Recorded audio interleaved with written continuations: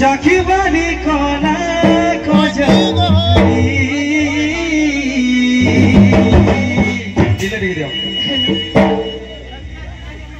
শর্মিলতা চৌপানিয়া লি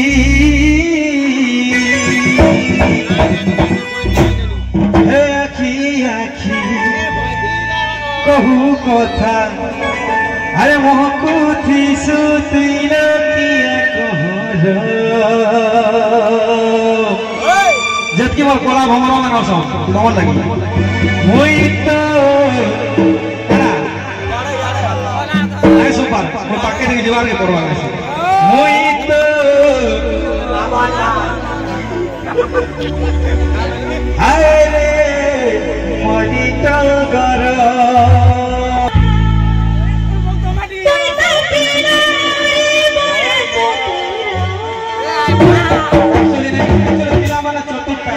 सब कथा जे लेखे जन के पूरा लचकार के नमो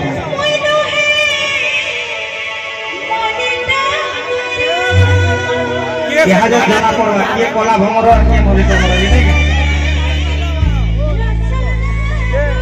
सुनो तो तुमको के कहू जे कला भंगर बोली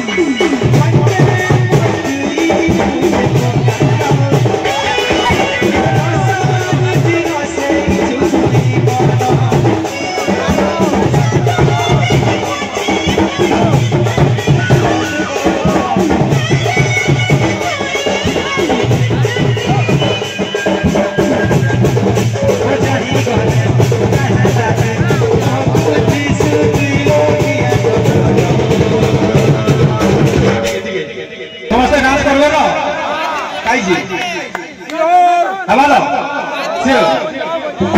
ऐसे ही बोले कहे राजी हे मोहब्बती सूत्री ना किया हो